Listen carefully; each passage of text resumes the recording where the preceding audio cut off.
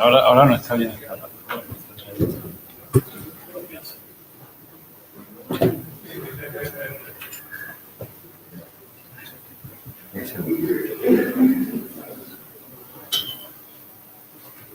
Okay.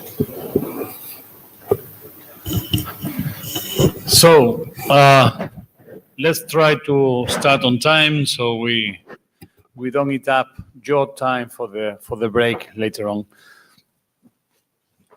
So this is, as you can see, this is the NFVRG meeting. If you don't intended to be here, it's about time for you to leave the room. If you intended to be here, please see the blue sheets that you will receive in a certain moment. Those of you who have the blue sheets, please circulate them. I will remind this a couple of times during the session. Well, I'm Diego Lopez. I'm one of the chairs of the NFVRG. To my right, Pedro Aranda, that is acting co-chair today. Yeah.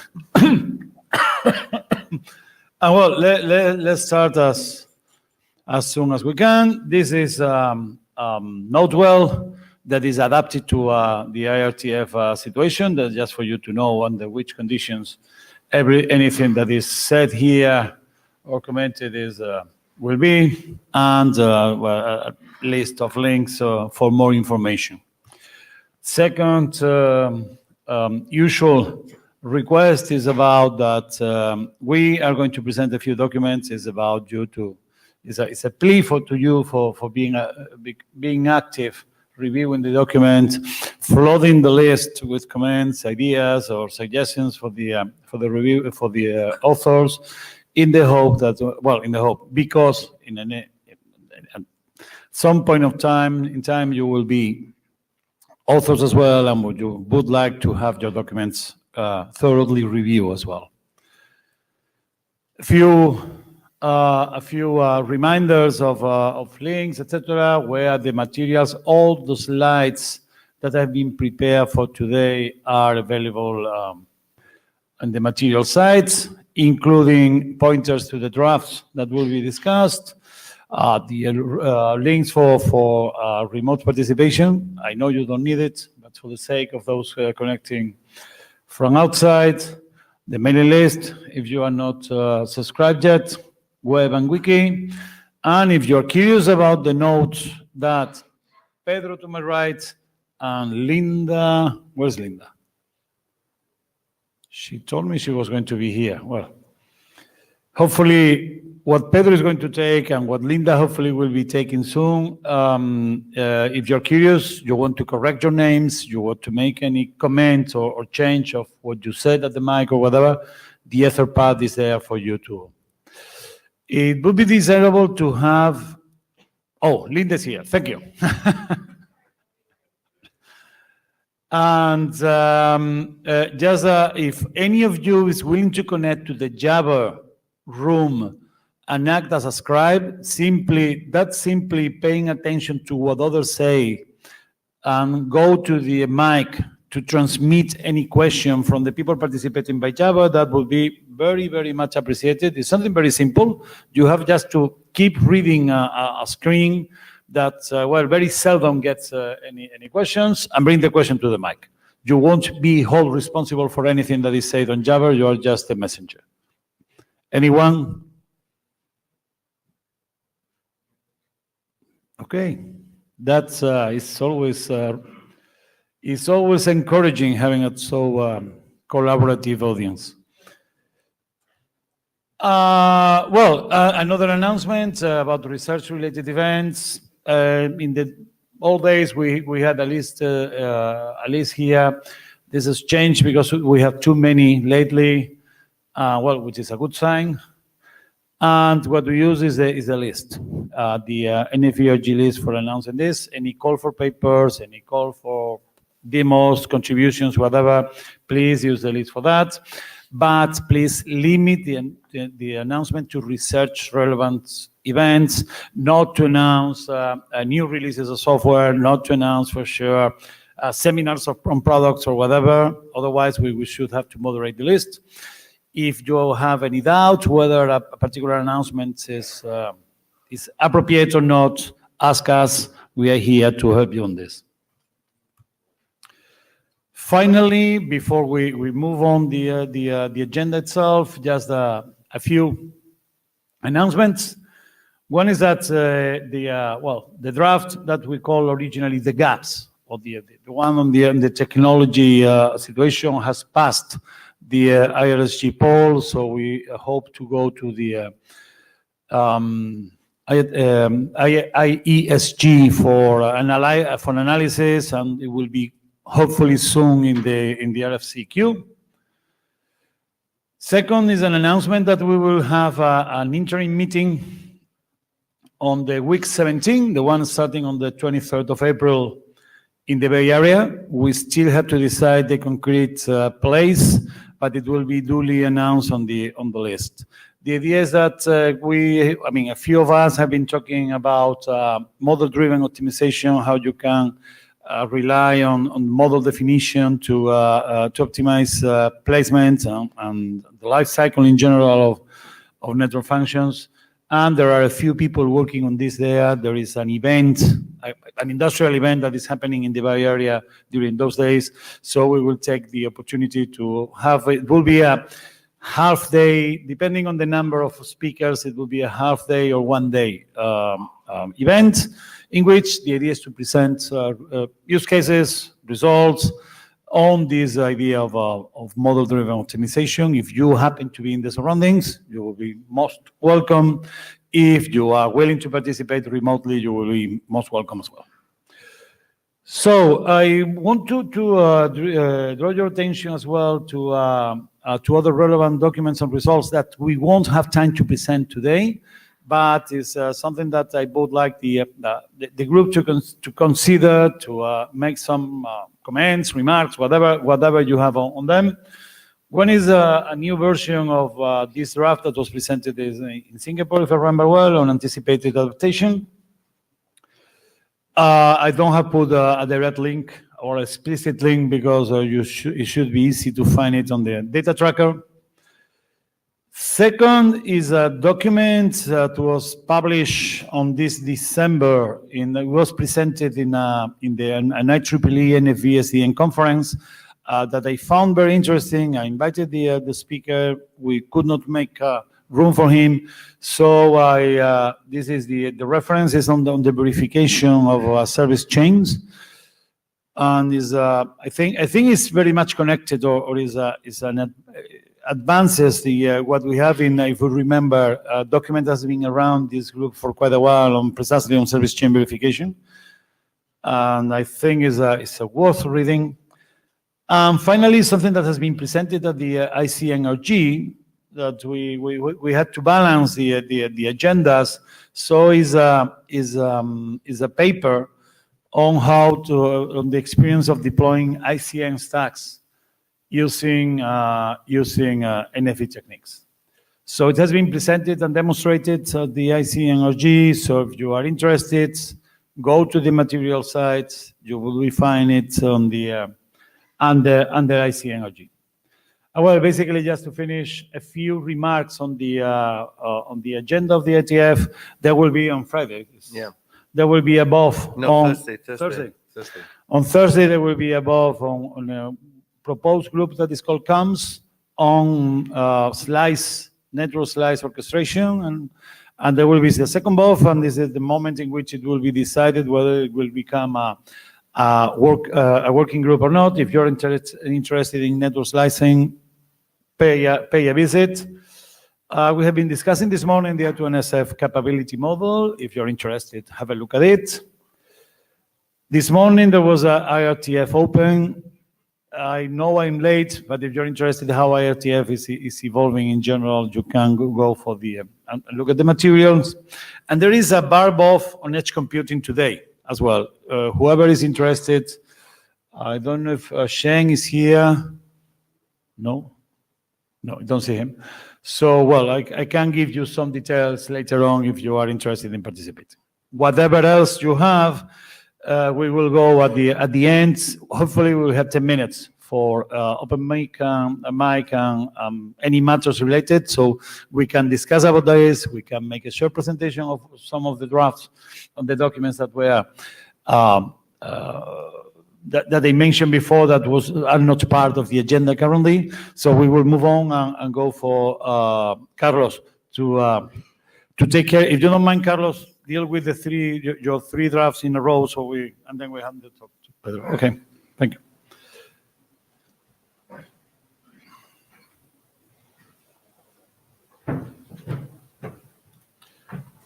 ¿Tienes eso?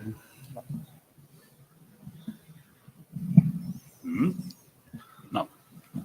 Okay, so first quick update on the GAPS draft. So basically the status is that the version 06 was sent to the IRC for comments. We got very good reviews from Michael Wells and Dave Oren. And then we addressed those comments in the releases on the update 7 and 8. And then on version 8, we also got a review by Vincent Roca, mainly related to, well, there were different comments, but some that were very critical to address were related to the IETF guidelines, that there were some things that we didn't follow. So we addressed those in version 9. So we believe that the document is now ready. Since the beginning, I think the document has been reviewed by more than 20 people. So I think it reflects the research group view. So from the author side, we believe that it's ready for the next step. And what I'll do precisely is ask the IETF chair just to move this on. Okay. So I don't know if you have any comment, or just to remark that if everything goes well, it will be our first published document, which is, well, is an achievement. Okay, so let's move on. This one.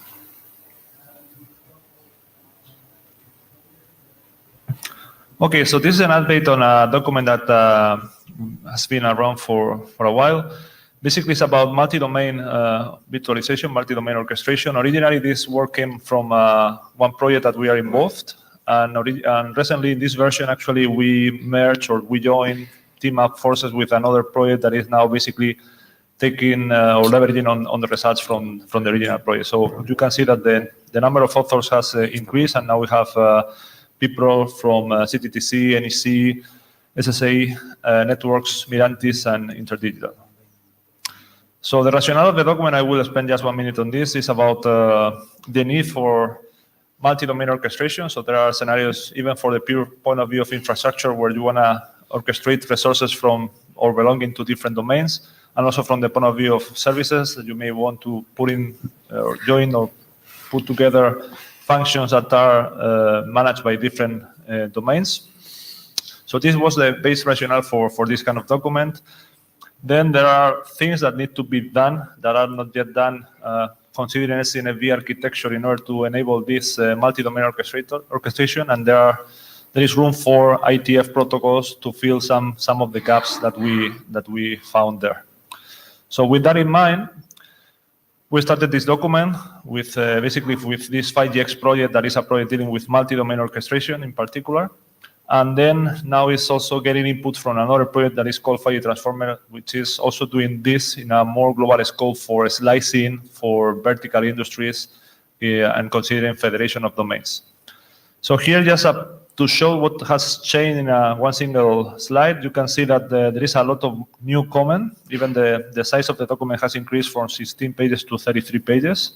This comes from the new additions on content from the 5G Transformer project. So there are more details on the different interfaces and the things that IETF could look at for those interfaces. Very simply, this is the architecture that we started to look at in 5GX. Like, okay, you have a multi-domain kind of orchestrator, multi-provider orchestrator, that is then dealing with the domain orchestrators and also interacting with other multi-provider orchestrators, this interface in the middle, and with whatever customer it is in the interface that you have on the northbound. So this was the initial architecture, and we basically in the document describe each of these particular interfaces, what are the things, the functionalities that has to be provided. And 5G Transformer basically follows a very similar approach. I will not go into the details for the sake of time. but it's basically the same, adding a new functionality with this vertical slicer, which is basically the functionality dealing with the final customers. That in the case of this approach are the vertical industry. So you want to have a slice for e-health, you want to have a slice for industry 4.0, you want to have a slice for vehicular. So that's basically the role of the vertical slicer, to get that request and to manage the slice in one single domain on multiple domains for if that's required. So that's basically it. So next steps in 5GX, we are validating software proof of concept of this architecture. So there is running code. Most of it is open source. You can check on the website.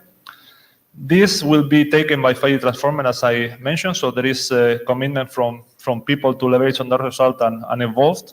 In 5G Transformer, we will be also doing open source, mainly to committing to main open source project like OSM or others like ONAP. So there are some things that will be moved there.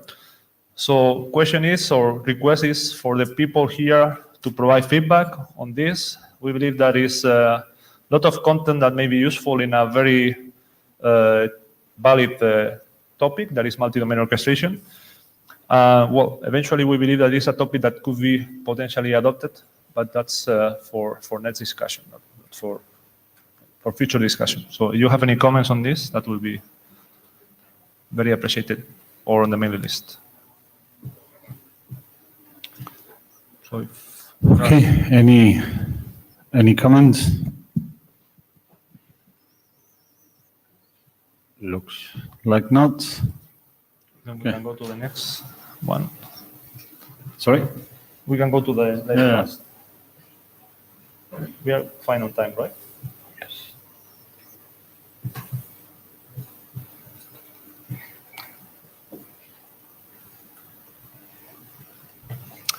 And the last presentation is about new work that we are looking at, about discovery of resources, and basically dynamic association between those resources of the virtual infrastructure manager and the NFVO.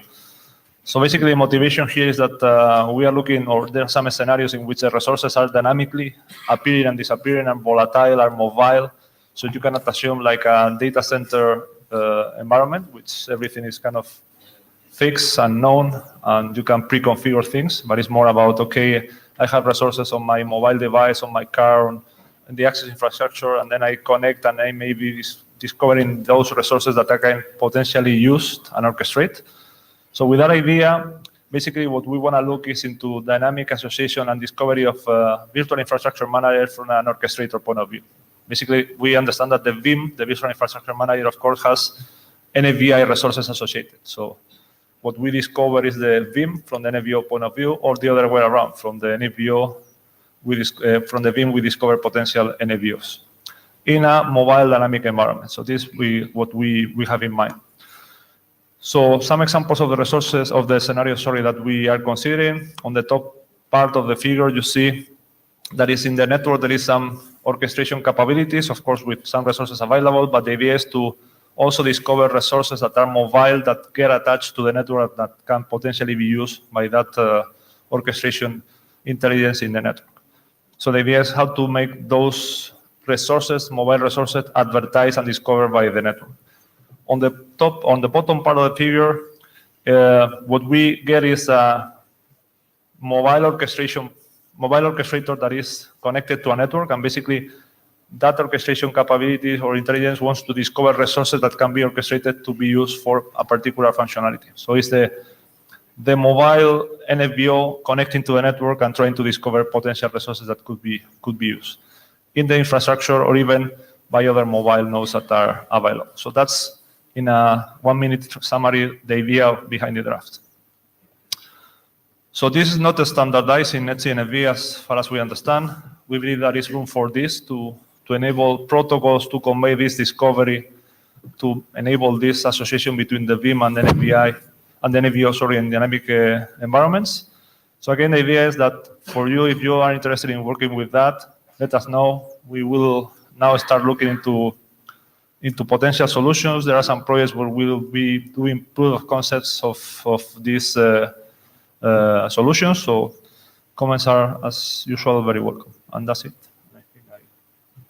I made it in No, time. we're not doing bad in time-wise. Any comments?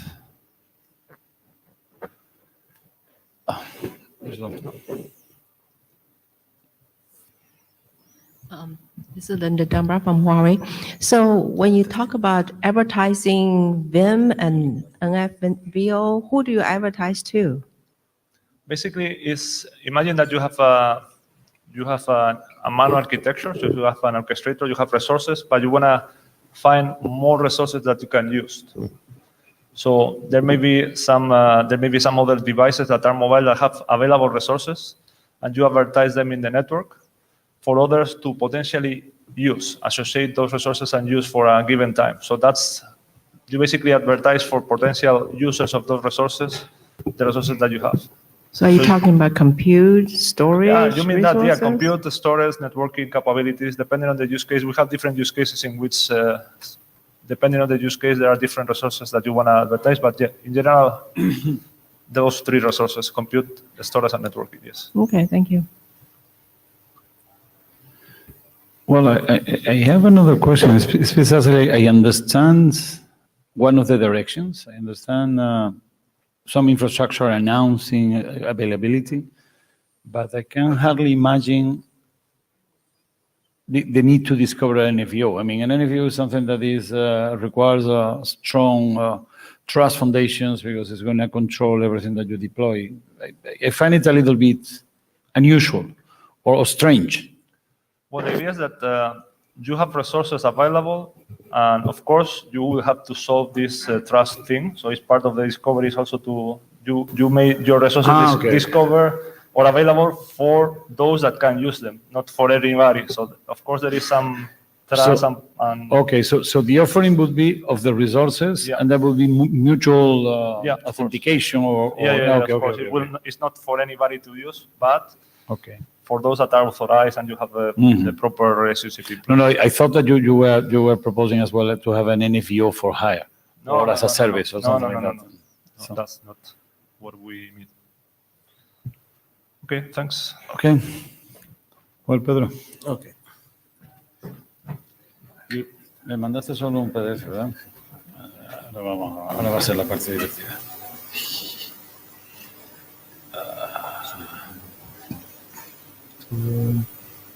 No, el problema es que tengo que conseguir que esto... ¿Yo? Slideshow.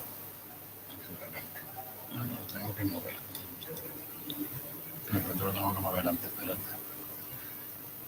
Como eres así atravesado, otro PDF.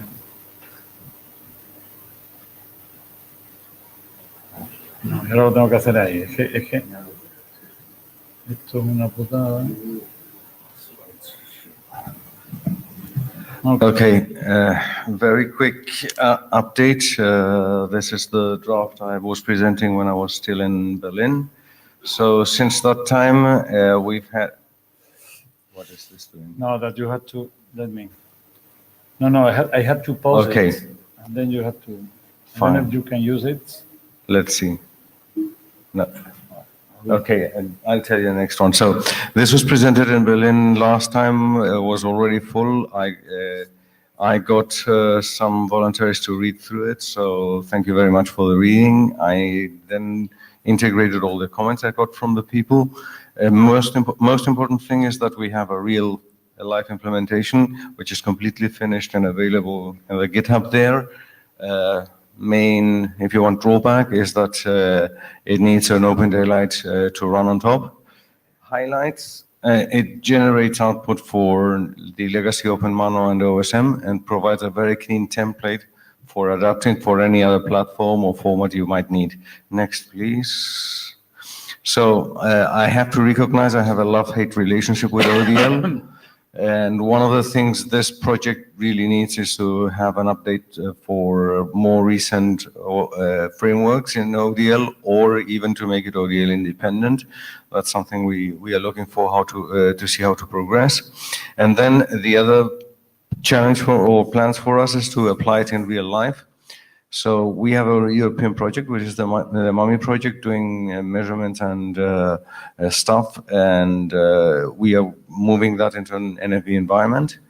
And in that NFV environment, what you have is chains, very long chains, because you have producers, you have middle boxes, you have many things. And that in normal OSM or open monolore would be a very complex yang. So we are going to be using that scenario to see how easy it is to use this NEMO language to do things. Because again, YAML is quite tricky. It's extremely time consuming and very error prone. Next and last, I think. Yeah, so I continue to be open to further requests or suggestions. So if someone reads the document, please come forward.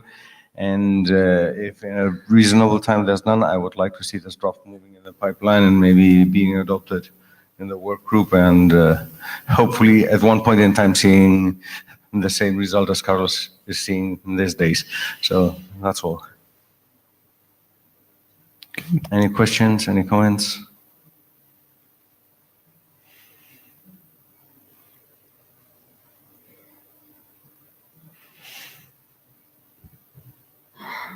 Comments, you can keep moving on the pipeline. Yes. Yeah, I would like to see it adopted, and from there on, let's see what happens.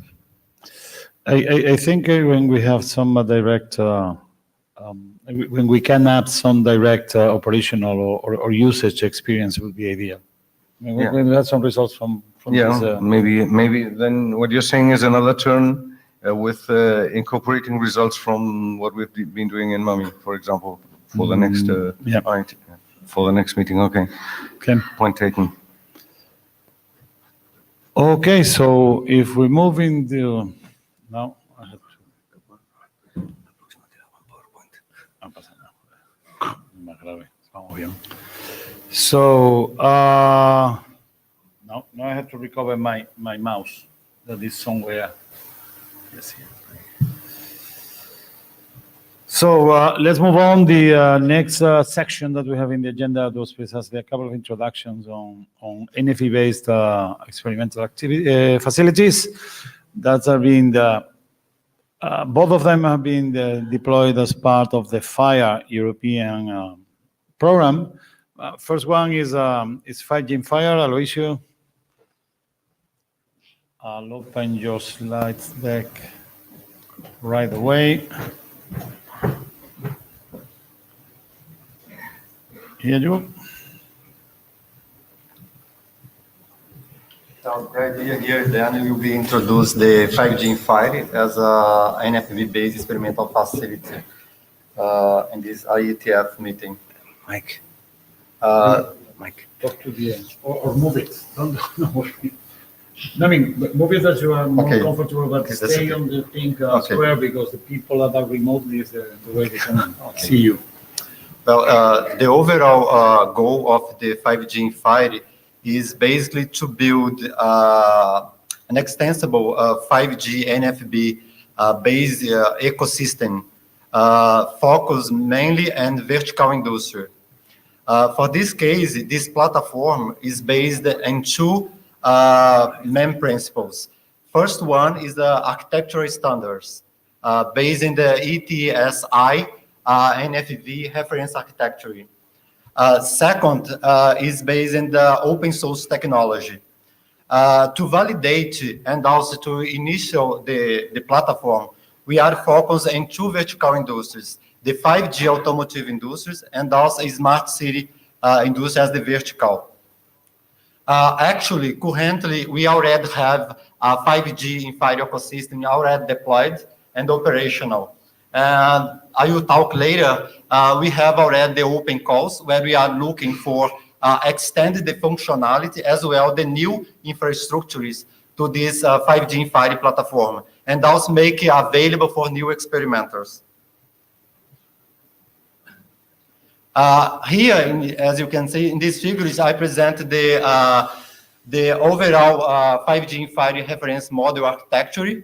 That is based, as I said before, in the existing open source projects like OpenStack, OpenDaylight as a SDN controller. And also for the orchestrator, we are working for open source Manu, based in the ETSI reference architecture. These architectures of 5G in FIRE is composed of 4 main building blocks.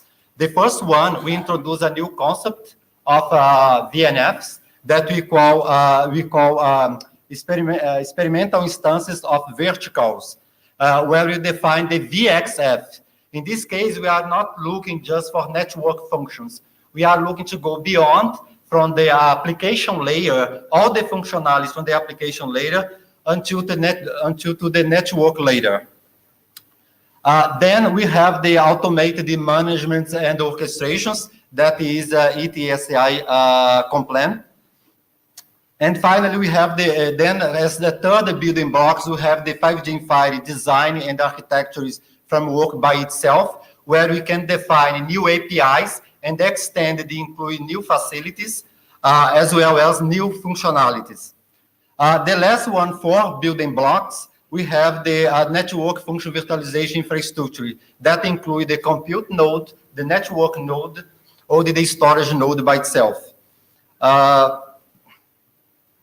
This reference model, I have here the core architectural components. This figure shows the core architectural components of the 5G Infinity, mapping to the ETSI reference architecture NFV. What you can see here that we have in 5G Infinity a web portal where you can the experiment can upload the network service descriptor as well VNF descriptor to upload the experiment. And also through this portal, we can do the 5G Infinity administrator can manage the 5G platform by itself. This can be mapping to the ETSI reference architectures regarding to the operational support system or business support system. Here we have all the orchestrations of the VNFs or VXFs, where you have the OSM manual, where you have the capability of the service orchestration, the resource orchestrations, and the VSA, the configurations of the VNF. Another map by itself is the NFVRG, the infrastructure by itself, where we have the store node, the computing node, and the network node.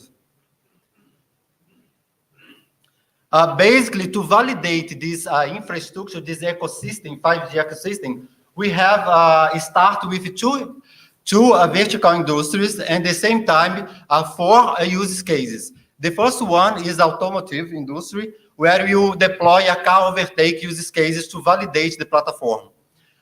This car overtake, we use the vehicular network that was deployed in Aveiro in Portugal. Another use case that we have using is the smart city safety that has been deployed in Bristol, in city center, where you work with smart city security.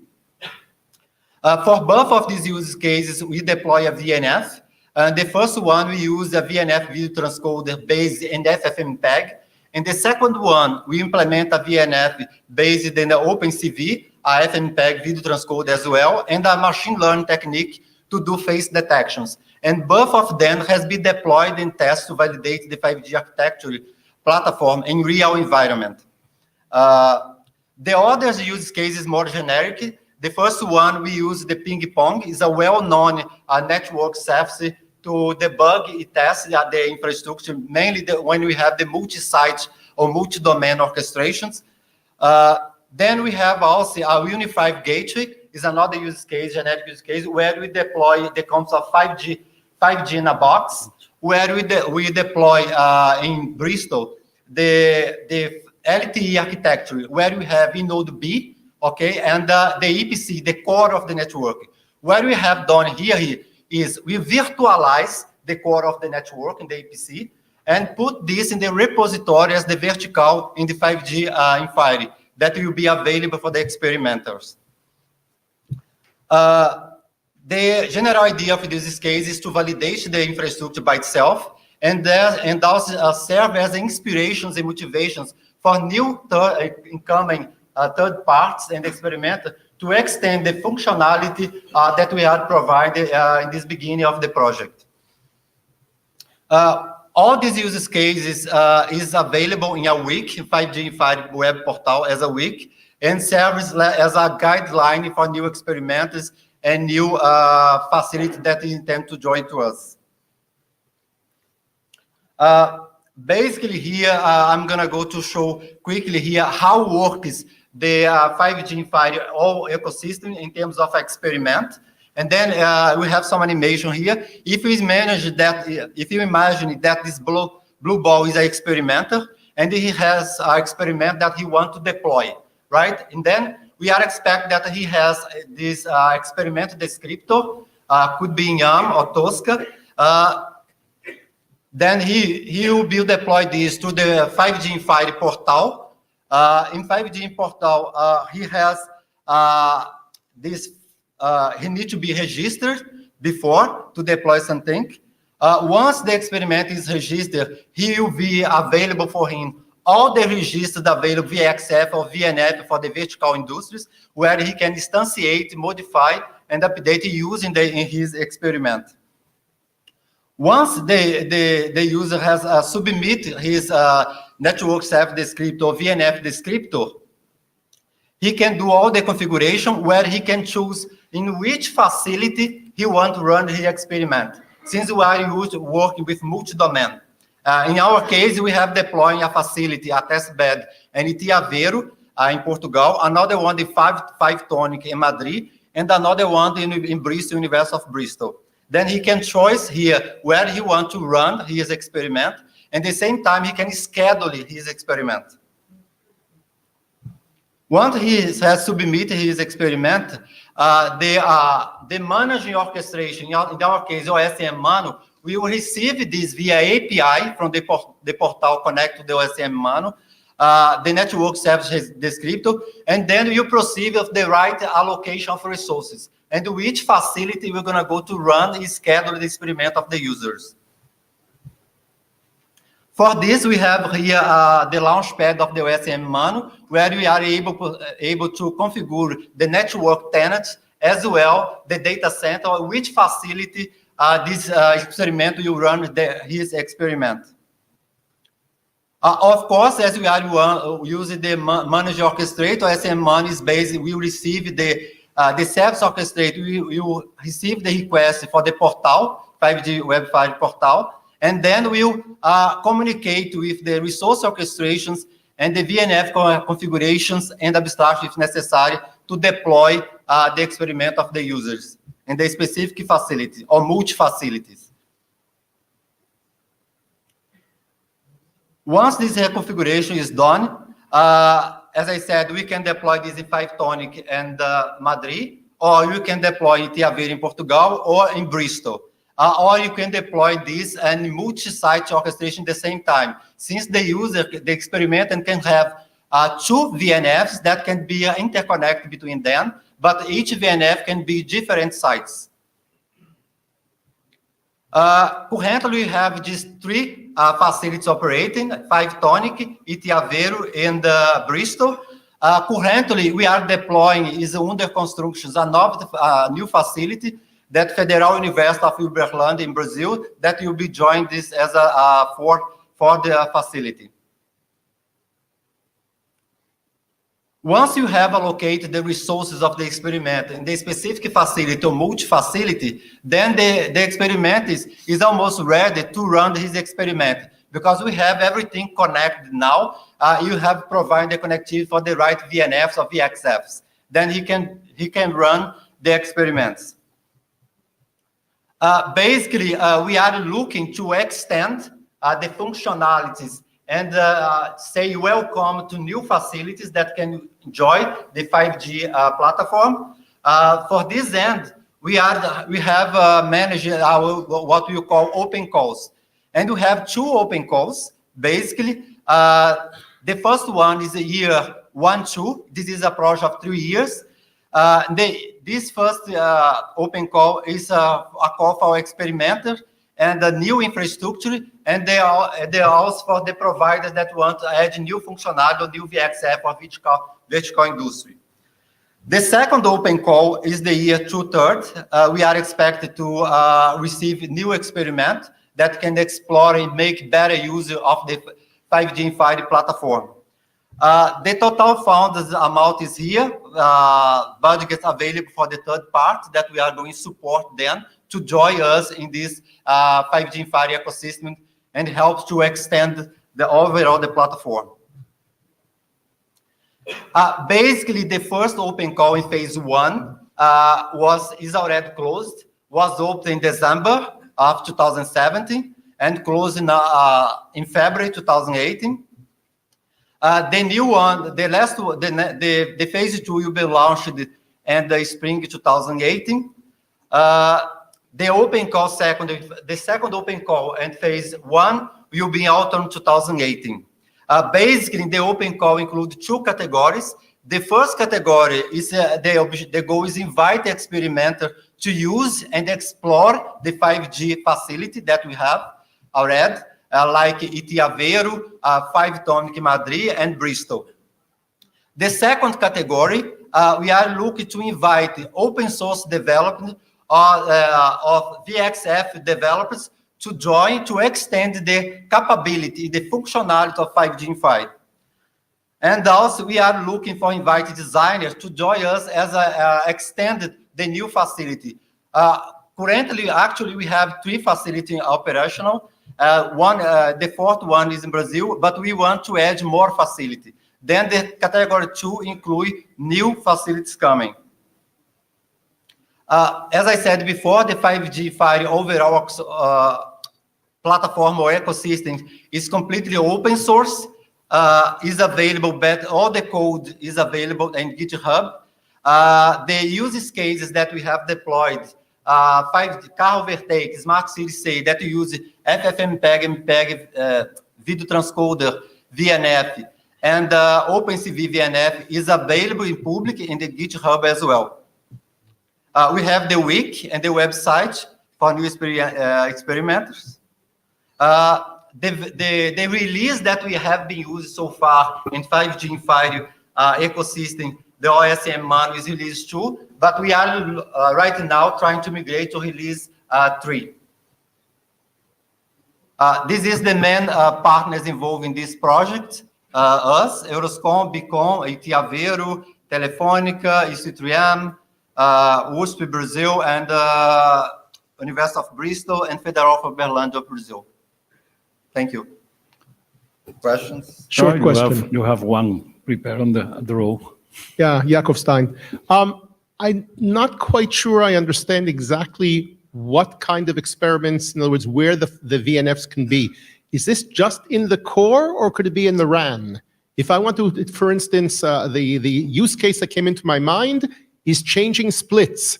Could I do some of the functionality of the radio access network as a VNF as can be done in a virtualized G node B in this project? Yeah, you can. What the idea of 5G in FIRE? The idea of 5G in FIRE is provided like a repository of VXF for vertical industry. In this case, we have the experiment that only can use, for example, the existing VXF that we have there, VNF, and you have the VXF developed that can provide new functionality capability. They can develop a new VNF or VXF and deploy in this repository. Once we deploy in this repository, we need to choose which facility you can deploy this. No, I understand that you could put theoretically the function there. The question is, where do you have the points where the function can run? Do you actually have deep into the network towards the G node Bs someplace to put the functionality, or are you always in the back? You have your servers in some centralized site? Yeah, we have our server in centralized. So then you each can't facility, do. We have the server. So you're not in the radio access network? No. Well, we have the servers with okay. the VIM. In each facility, we have the VIM. And the VIM will provide all the resources that you need. But Jeremy, one of the things that Aloisio mentioned is with this unified gateway, the idea is that you will be able to play with virtualized functions as well for the radio environment. Okay. I mean, not in the real network. We're not talking about production network. Yeah, I understand, but it's just. But no. It's something which would be really useful to do because there's no experience right now with the differences between the different splits and how they can affect different applications when you have, let's say, delay sensitivity or something. And there's no way to do it really except if this to do it. I mean, this should be doable. If you have an idea on this, I would recommend you to talk with the 5G in FIRE. Okay. Because there should be doable. Just to complement the answer here, the overall idea of the unified gateway is virtualize the EPC, okay? The e-node B, we expect that each facility will provide the e-node B. Once we have virtualized the function, the EPC of network, the building blocks of the EPC, the new facility can instantiate this, and you will be able to deploy a small cell and access the virtualization of the EPC. And just to finalize, I don't know if it has been clear enough, but some of the facilities in this project have infrastructure that encompasses the radio access network. I don't know if you got that, because that might be also important to know. Marco Liebsch, a brief clarifying question on slide number 9. 9, no. So that picture, yeah, it's this one. That picture shows basically a multi-site orchestration scenario, and it's pretty centralized, right? So you have one orchestrator deployed in 5-tonic, and then you have distributed VIMs. Exactly. I assume that after instantiation of the different VNFs, there is quite some traffic between the different sites. So not only for, well, reports between VNFs and VNF manager, and the manager is supposed to be on the OSM side here, but there is also measurements going on in the VIM from Ceilometer, for example, which are to be reported and collected on the OSM side. So do you have any idea about the traffic that goes on between the different sites here?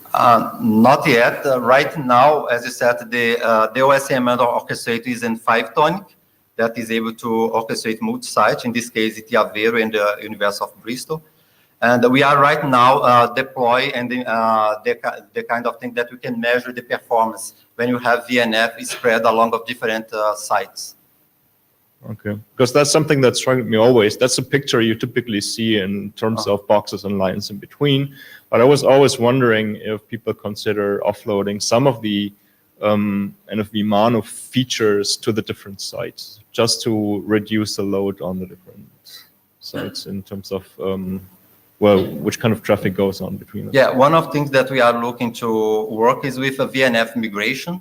Once you note that one of the websites is providing a VNF, and this VNF is overload, we can instantiate this in another facility and then migrate everything to there to unload the VNF. Thanks. Tim Chan, JISC, found it very good talk, thank you. Just a note to say I'm from your National Research Network, Janet. I don't know who you might have spoken to before, but if you need any help with the intersite links or optimizing those, feel free to catch me afterwards. Thank you. Hello, Kostas Yotis from BCW Global. I wanted to ask about the slicing. I think you showed that on the previous slide. How do you achieve the slicing and mostly the isolation? 1 second, because my Microsoft environment decided to update right now, so I had to tell it to go away. 1 second, please. Now, yes. This one? Yes, Kostas Yotis, Konstantinos Yotis. Just here. Oh. Yes, there you talked about isolation and multi-tenancy. Can you repeat, please, again? On that slide, when you're going down to the orchestrator, you talked about multi-tenancy. Exactly. How do you achieve that, and if you achieve isolation? Actually, this is something that we are doing now manually. We go to the OpenStack dashboard, and then we create the network tenant there, and we allocate the network tenant there. But in the future, we are trying to to provide automation in this task. Oh, okay. So there's no mechanism yet. It's just by hand. Just by hand, yeah. Okay, great. Thank you. This is Maysel Nadal from University of Essex. If you can go back to the next slide, please. The one with, no. You tell me. Number 9, the one had VPN. Yeah. Sorry, I was moving in the wrong direction. Yeah. The next one. Yes, thank you. So a couple of questions in here. do you have flexibility over what VPN you put in here? Is it L3 or L2? And my other question is, do you have flexibility on putting any NFV or you want, or does it have, you can only select from a pre-configured repository? Just to respond first, your second question. The experiment here, he has the possibility to create a new NFV of Right. VXF and deploy. He can instantiate the existing one and reconfigure the parameter and use as a template. Right, so you can import your code as a new Yeah, you NFV can. that doesn't exist. Okay, Yeah. great. And is that L2 or L3? It's L3. Layer L3. 3. Okay, thank you. Any Okay. more questions? No, please, we're running out of time.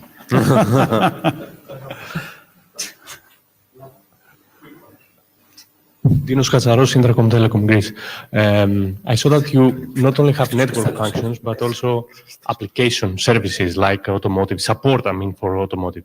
Yeah. And this brings my mind close to mobile edge computing, where the operations are different and the VNFs are managed by different actors. And this is related to the question about slicing. So I would imagine that a different entity actor operates and manages an application level component as opposed to a network function. So I have two questions based on this observation. The first one is whether you have any plans of extending this environment to also cater for mobile edge computing aspects like location APIs and stuff like that, which is not an NFVRG issue. And the other relates to whether you have any plans of enhancing the operational capabilities for verticals, which is related to the slicing part. Regard to the first one, yes, we intend to extend the capability to the MIC node. Okay, for example, the use case that I told about the smart city safety, where we were working with 360-degree cameras, where the cameras move around of the city, and we use the VNF video transcoder. We are trying to bring the computation, take care of the computations, the VNF video transcoder, and the face detection algorithm from the cloud, and bring it close to the user, in this case, to the edge. But we are still figure out how you're going to go to deploy this in the edge of the networking using the OSM manual orchestrator. Okay. Do you plan to extend this or allow within the open calls? Or whatever? Yeah. Okay, we'll take it. We extend Okay. Yeah. So yeah, basically, if you have any idea on that, come to the open call. We'll talk about it. Sorry that I'm trying to keep the. So our next presentation is on software that is somehow related. I mean, related in the sense that it's running under the same project. And now this is a PDF as well. It's going to be a little bit more challenging, but anyway.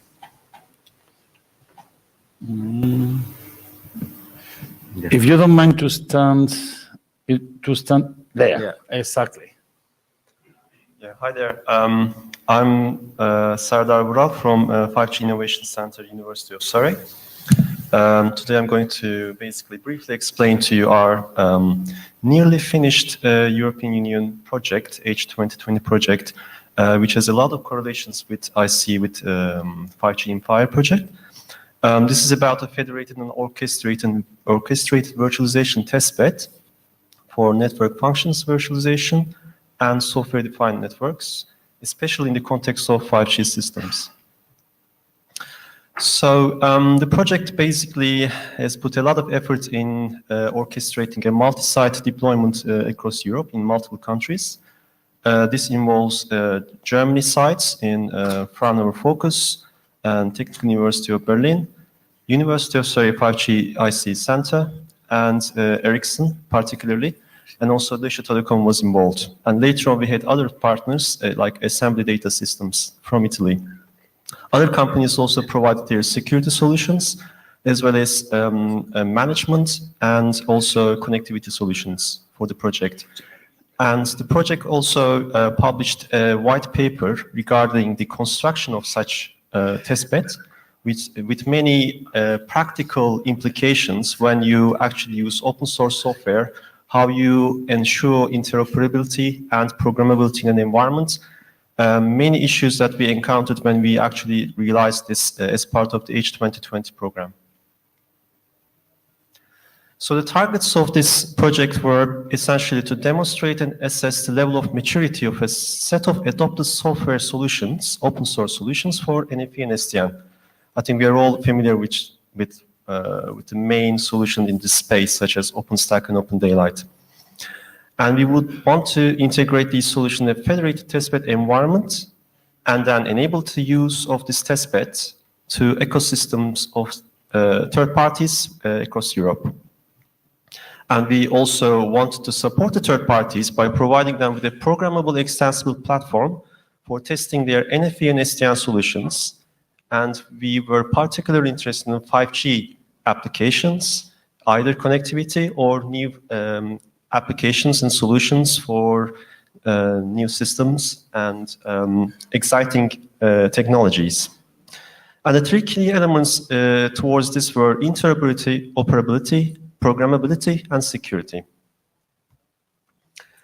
This slide essentially shows you the overall architecture of the middleware, which is actually the innovation that this project brought about. Essentially, on top of the orchestration, which binds the different testbed sites, we each running an OpenStack Vim, we had a software middleware running, which essentially is responsible for interpreting an experimentation package and then making sure that the experimenter's intended testbeds are involved and their intended operations are involved, such as if the experimenter is particularly interested in programmability or using software-defined networking, then the experiment manager would actually involve its specialized manager, which is an SDN manager underneath. You can see 5 managers here: SDN manager, monitoring manager, NFV manager, security manager, and physical device manager. The manager structure is essentially quite modular, so you can actually bring about your special manager structure if you want to. And the project also, via its open source software, provides how to extend this modular middleware by defining and building your own managing software. Underneath, you would see OpenButton, which is an HC Mano compliant orchestrator. And it also has seen a lot of developments in the past years and it's proven to be a very powerful orchestrator now. And it's fully integrated with the different testbeds in this project. For more information, you can see our white paper publication on our website, which is on Software's approach to experimentation, why and how. The basic view of an experimenter of the uses of the software middleware is a dashboard. And on the dashboard, the software user or experimenter would see a number of resources that are readily available for them to use. The experiment essentially prepares a cloud archive file, which contains their experiment definition in YAML format, along with another archive file which includes their network service descriptors, that obviously includes their virtual network function descriptors, as well as any scripts that require orchestration lifecycle events. Apart from that, there are also some metadata information about the experiment overall. The usage manual that we provide as part of one of our deliverables provides an extensive technical information regarding how an experimenter would use the platform.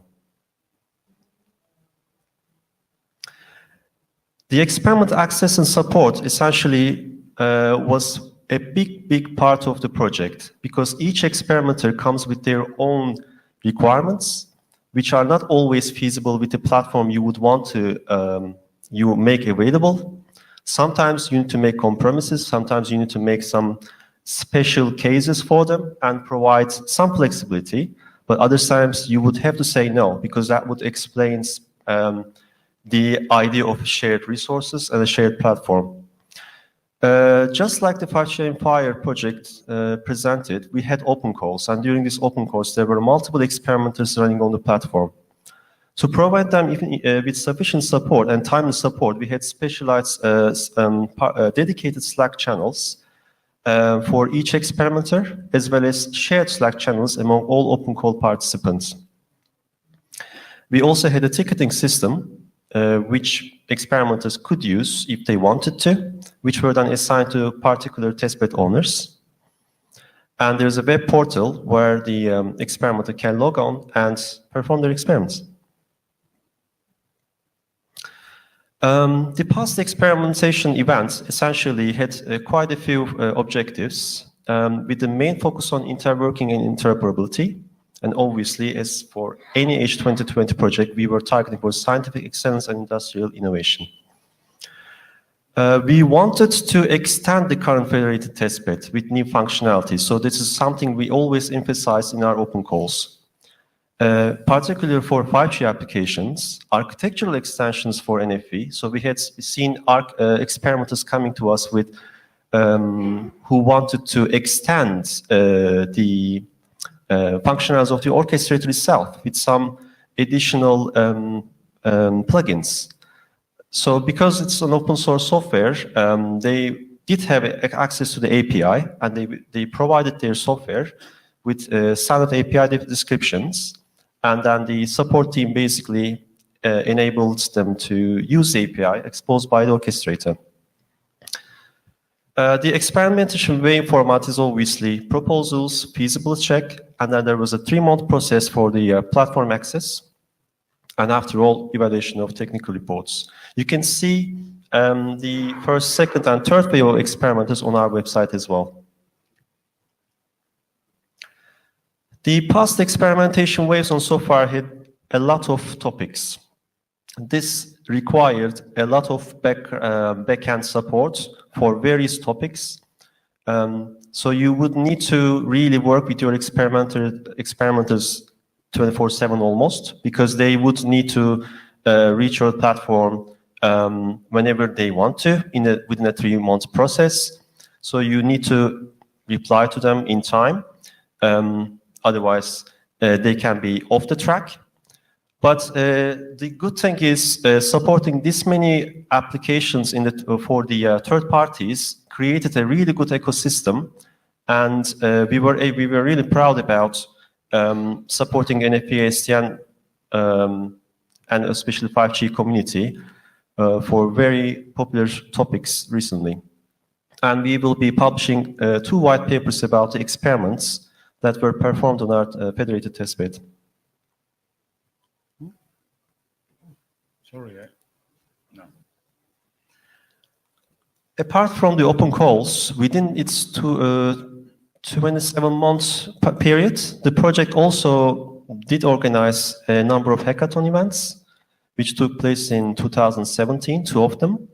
And there is an upcoming innovation hackathon, which is the final event of the project, which is going to take place in Rome, in Ericsson facilities. There is an open day for this event on Monday. And after that, we will actually invite new applications for this event. Please check our website for all the information.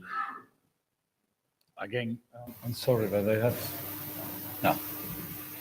One of the partner use cases, actually this was performed in 5G IC facilities, was network slicing in the 5G core. Basically, 5G IC Center developed a number of software pieces following 3GPP standards, essentially for control plane user separation, and dedicated user plane slices to different experimenters so that they would actually be assigned with a certain user plane slice, effectively providing isolation of network core services to them, and context awareness as well. So the project would like to share its experience with other FIRE projects and other 5G deemed projects, especially in the FESTM community. Please check out our open source middleware software, which we are now revising, and we will be upgrading soon. And we would like to really contribute to standardization bodies, especially IETF, which is why I'm here today. We have a lot of white papers, and which some of them are upcoming, and also the technical deliverables. A couple of useful links, general software websites, our middleware, and experiment manager, and also the GitHub repository. Please check them out. Thank you very much. Any questions?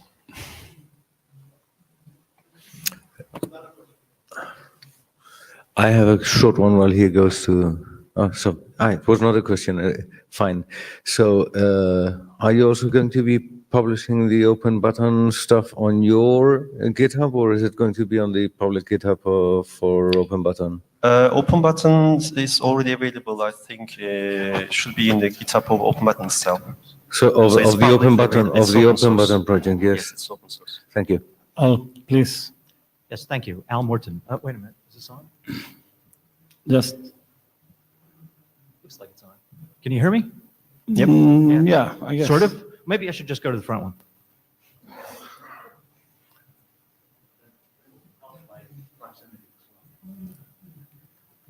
So back on slide, oh yeah, this one really works. Back on slide 7, you mentioned VNF and SDN benchmarking. What kind of components did you benchmark? And I guess I'm asking prior to the publication of results, I guess. Mm-hmm. This is really a very important topic, actually, especially in terms of the mobile core network. We performed a couple of benchmarking measurements about the effect of virtualization on the performance, user plane performance between end-to-end, essentially, between actual mobile device, communicating through the core network, and to intranet and internet endpoints. The benchmarking was between a softwareized core network versus virtualized core network.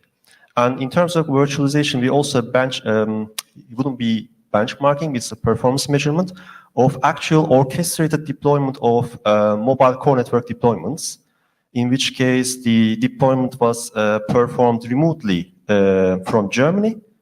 So the experimenter is anywhere in the world, uses the dashboard to essentially deploy user plane functionalities of a mobile core with the orchestrator located in Germany in our UK facility.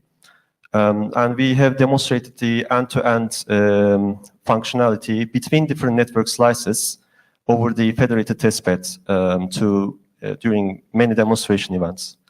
So the benchmarking results were essentially for mobile core networks. And so you used classic core network performance metrics. Those are the things that you measured. Yes, because we were particularly interested in the effects of virtualization. Yeah. So we wanted to compare non-virtualized soft core running on bare metal versus VNFs running on OpenStack platform. Very good. I look forward to the paper. Thank you. Pierre Lynch.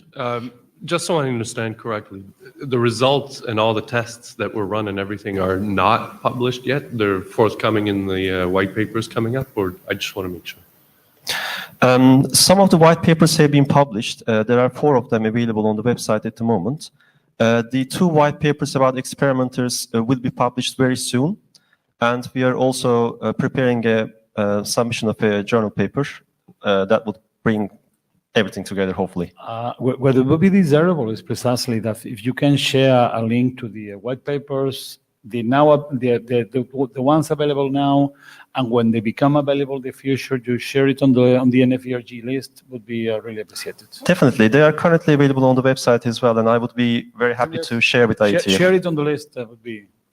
Sure. Another question. You said there's something happening in April, and it's your last event of the project. Hackathon. That's it? You're done? Is this over? Or I want to make sure I understand that as well. We would like to keep the platform open after the project is officially over, so that basically people can actually use the platform.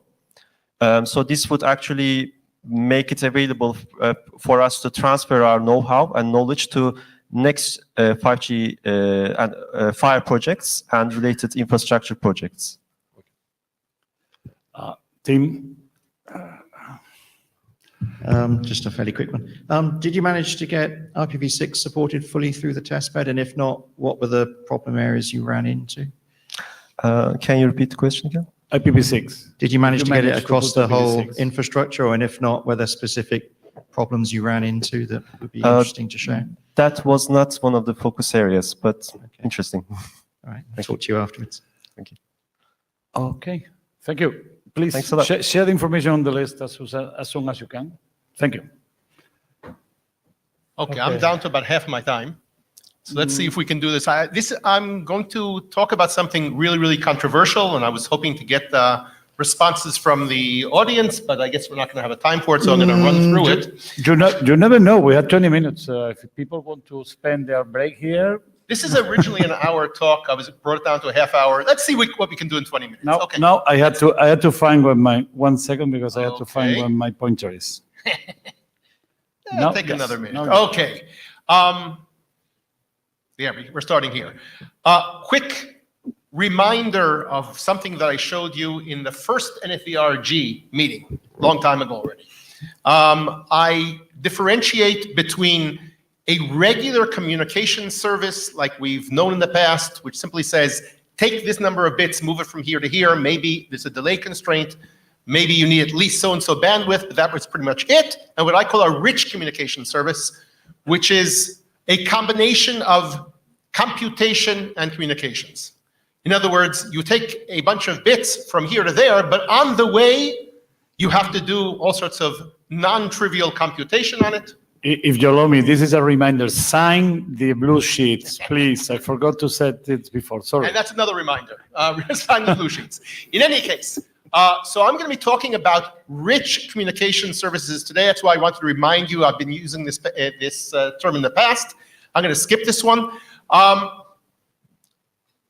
The thing that people really are interested in from a communication service and a rich communication service is the quality of experience. Quality of experience is a subjective metric, and it is only an end-to-end metric, and it's recognized by the user. Now, what we measure in general is what's called quality of service, QoS KPIs, QoS parameters. QoS parameters are simply things which are easy to measure. They don't directly mean anything to the end user. However, the reason they are relevant, the reason people measure packet loss, packet delay variation, etc., is because there is this belief that given the application, there is a relationship between a bunch of QoS parameters and the quality of experience as the user sees this. Now, we have actually, over the last few years, discovered actual equations. We have the mathematical relations for a bunch of different applications. For instance, for conversational voice over IP, you tell me what the codec type is, you tell me what the packet loss is, and the packet loss distribution, tell me the delay, and I can give you something which correlates very well with the mean opinion score. If the same for streaming video, the same for web browsing, there's a whole bunch of things which have been done. These equations are known, so they reinforce our feeling that QoS is relevant. We measure QoS because it's an easy thing to measure, but it also is relevant to the real thing that we're interested in, which is quality of experience. Unfortunately, all of this information that we have, all of the research up to now has been on what I called at the beginning regular communication services. This has not been looked into again for rich communication services. And unfortunately, when we started looking at it, we found out something very interesting. We have found out that the quality of experience can be proved not to be, in general, of course, a simple function of the application and quality of service parameters. And that's what I want to show you here. I want to show you why QoS can be completely meaningless. When I say QoS, I mean the typical parameters that one measures for communication services, like packet loss and continuity and packet delay and things of that sort. All of that is completely useless to predict quality of experience for rich communication services. And that's what I want to prove to you. Okay? I'm going to do a quick overview of some of the proofs that we've done. Now, how do you prove these? The way we're going to prove that it's irrelevant is by doing what we call in physics thought experiments, or Gedanken experiments. Einstein loved that term. In any case, what we're going to do is we're going to take a KPI, like packet loss or delay, and then we're going to show that there is some kind of network function which is in the path of a rich communication service for which that KPI is either meaningless or even counterintuitive. I'm going to show you as the last example that link down can improve quality of experience. In other words, complete lack of continuity is actually good for you sometimes. But let's start with an easier case. I'm going to start with the really, really simple ones and move up to the more ridiculous ones. Okay, and once again, this is controversial. If you want to say afterwards that you think I'm crazy, go ahead. I'm willing to debate it. Number one. As long as you aim well, you are allowed even to throw things on him. And as long as we do it before 3, which is 15 minutes from now. So, thought experiment number one. Let's talk about an intrusion protection system. What's an intrusion protection system? It's a fancy firewall. Basically, what it does is it takes packets and discards them. And this can be someplace deep in the network. It can be at the edge. It can be different places. Now, when it discards a packet, if I measure packet loss, I'm going to see a positive packet loss. We are used to packet loss being bad. In other words, the higher the packet loss, we think the lower the quality of experience is going to be. But if you think about it, if I get rid of a bad packet, which could infect your computer and cause you to have loss of experience, you're going to be really, really sad about getting that packet, then throwing out that packet increased your quality of experience. In other words, you're happy about there being packet loss as long as it's those packets I got rid of. Okay? So here, higher packet loss means better quality of experience. But that's a really tricky case. Let's talk about something which is more convincing than that one. Let's talk about the following function, a TCP proxy. By TCP proxy, I mean something we put in someplace along the communications path, which resegments. It terminates the TCP and does it on the other side again. And the reason this is done is to accelerate the communications. It makes the delay of the TCP shorter, which means you can get more bandwidth. However, it resegments. What does that mean? It means that you can have a TCP proxy. 3 IP packets come in and only 2 go out because their segmentation is done again. Or 3 can come in and 4 can go out, depending on the segmentation that TCP does. Now, if I have 3 packets going in and 2 coming out, and I count how many packets I received, I see packet loss. But all the bytes get there. There's no change to quality of experience. Actually, there's better quality of experience because I reduce the delay. So I have high packet loss. Now look at this. 3 can come in and 4 go out. I have negative packet loss. And the quality of experience is better. Negative packet loss? This is ridiculous. Okay. You're saying, don't count packets, count the bytes. You're doing a trick on us. You're trying to pull one over. Count the bytes. Okay, so let's look at the volume, traffic volume, the number of bytes. What happened? It's projector loss. It's not just packet loss. Okay, let's talk about the following function. WAN optimization, meaning compression. Where I say compression, I mean either lossless data compression or data dedupe or video or audio compression or transcoding or something of that sort.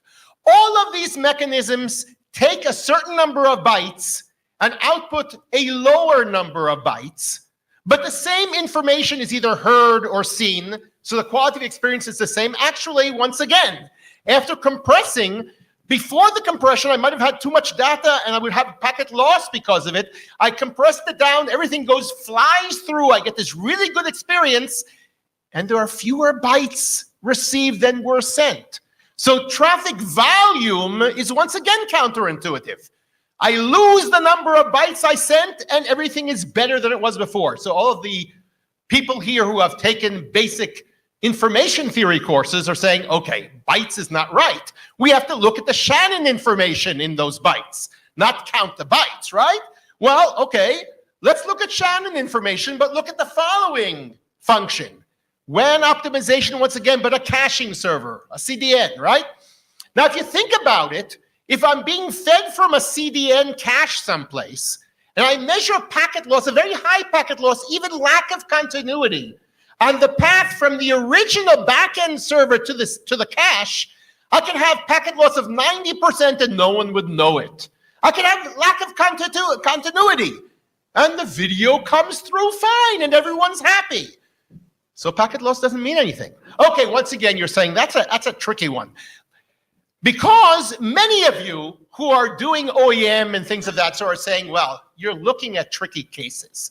That's not what you should do. The way you measure packet loss is by sending synthetic packets. And those synthetic packets are not going to be trampled on by compression, and no one's going to gobble them up, and they're not malware, so no one's going to stop them. And that's the way you should measure, right? Well, that's true. I'm not saying you can't measure packet loss. I'm just saying synthetic packets are completely useless for measuring quality of experience because they are not fate sharing with the real packets. The only thing that affects quality of experience is the real packets or something that fate shares with them and gets the right parameter. So you can measure these things, sure you can, but they don't mean anything. So here's a really good example. Oh, wait a second, I'm not getting there. I have a few before I get to the really, really good one that's going to floor you. Let's talk about delay. Up to now, we've been talking about packet loss. Packet delay is something else that people really like to look at because there are interactive services where delay is important. Now, if you think about what I spoke about up to now, you already see that delay is problematic because if I change the number of packets and resegment them, then which packet do I count the delay on? Okay, once again, you can say, well, count the delay on the bytes coming in. But if I did compression, which byte? So once again, it's undefined. But there's an even stronger argument about delay. Let's talk about web browsing for a moment. Now, a web browser, and by the way, this was discussed this morning at the IETF open meeting. A web browser can actually receive, as part of its data, code, like JavaScript or CSS or something, which actually has to be run on the local processor. So depending what's in the data packet, I can receive something really fast, but it might take a long time until it comes up on my screen. And the quality of experience is based on how long until I see the screen or until it's stabilized. App decks, for those of you know of it, say it should be about 6 to 8 seconds. A lot more than 8 seconds until my screen stabilizes bad. I can get the packet after a second, but it didn't stabilize because the JavaScript is really working on my CPU. So therefore, the network delay is not what's important in this case. I have to know what the content of the packet is. And the web browser is, once again, a kind of network function. It's just one at the edge. Okay, that might not convince you. Let me give you the real clincher. Think of the following diagram you see here. It's sort of like a fish diagram, right? Where from a server, I'm serving some information to a PC or a mobile, and it normally goes link 1, link 3, link 5, that's fine. Oh, sorry, link 1, link 2, link 4, link 6, fine. And I get a certain quality of experience. And then link 2 goes down. Someone came along and cut your fiber. And the system finds a way of rerouting into link 1, link 3, link 5, and goes through server 2.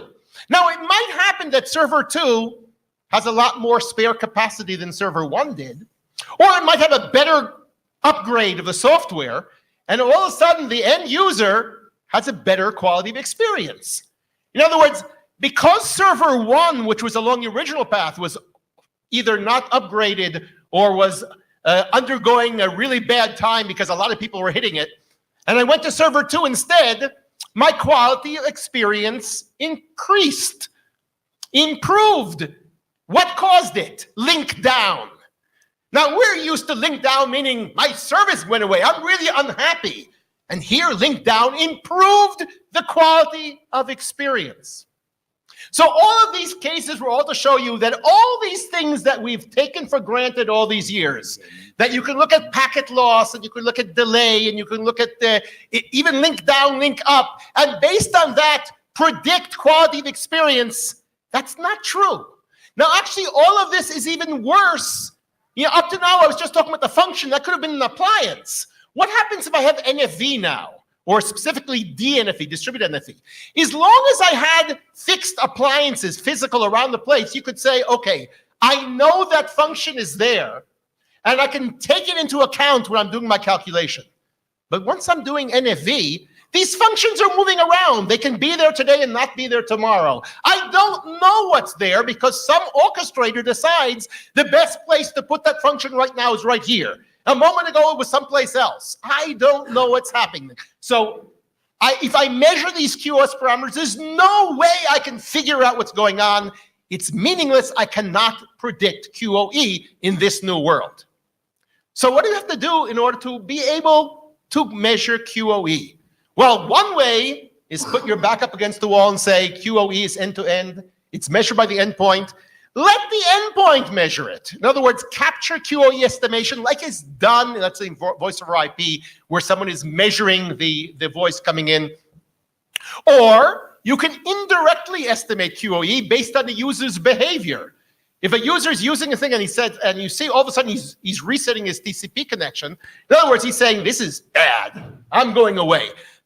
Do statistics on that, you can say something. You can measure QoE of synthetic packets, but they have to be fate sharing. You have to craft them in a certain way so they do mean something. You can perhaps correlate QoS KPIs with other kinds of KPIs. For instance, look at those NFVI elements along the way. See how the CPU is going. See how much memory you're using. Maybe in that case, you could do something if you knew what the function is. If you don't know what the function is, maybe machine learning can figure out, if I give you a lot of information about what kind of CPU I have, how much CPU is going on, etc., maybe you could figure it out. I'm not sure, but something that could be researched. Of course, all this is how to estimate it. What do I do about it? Up to now, QoS is something I measure in the network because I said, okay, if it gets really bad, I have to do a protection switch. I have to do a reroute. What do I do about all that now? Who knows? It's an amazing new world. Thank you. Thank you very much. 4 minutes for questions. Exactly. Well. And tomatoes. Rotten eggs. Hello, this is Mace from University of Essex. If you can go back to the link down, I must say I strongly disagree with you in here because that's where traffic engineering comes in. That's why you have resource management in here and you need to know which server you're loading or selecting. No, So but in the fact, server's in a different place. Once again, this is not in a data center. No, even if This it's is not one in a is going data through center. London and one is going through Manchester. Yeah, right? yeah, no, I completely agree. But even in a data center, that's what traffic engineering in here, That's where you have an algorithm that knows there are 2 service points in here and one of them is overloaded. So you would never actually match with the first server. So what you're saying Why is would you? what you're saying is exactly what I said at the end. Someone might make that decision and flip over to the other server without anyone else knowing about it. And I still learn looking at link 2 and say, okay, link 2 is really bad now and it's not even on path.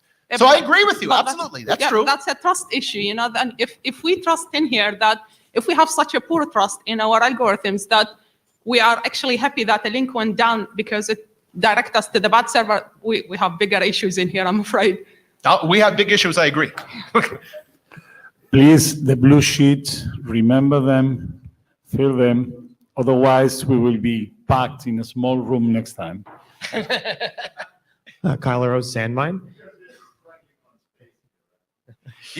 But it's so comfortable. Come on.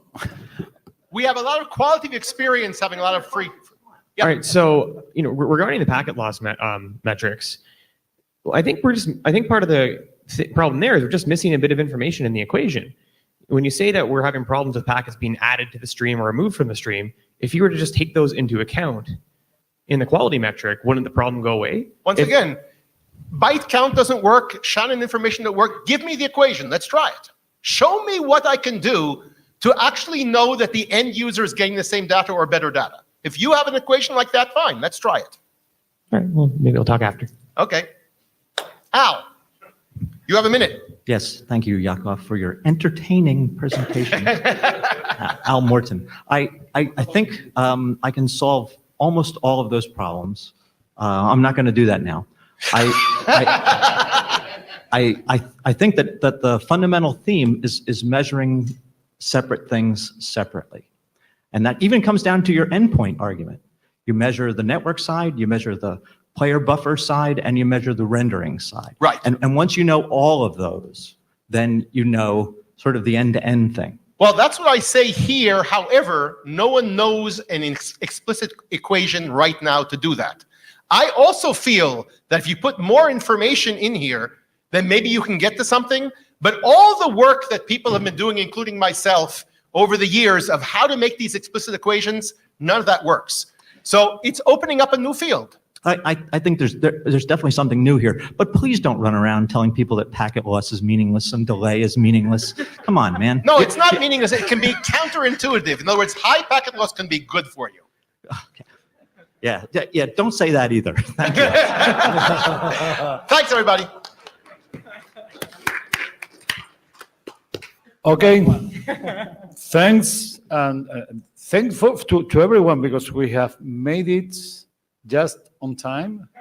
This is, and well, let me remind you to fill the blue sheets, and if you, those of you who have them, please handle them to the stage, sorry, so we can deliver it back. Thank you.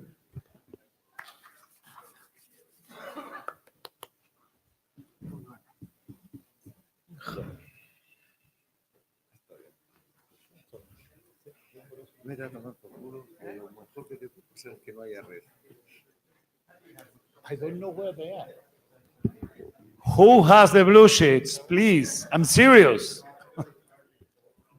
If it's useful, then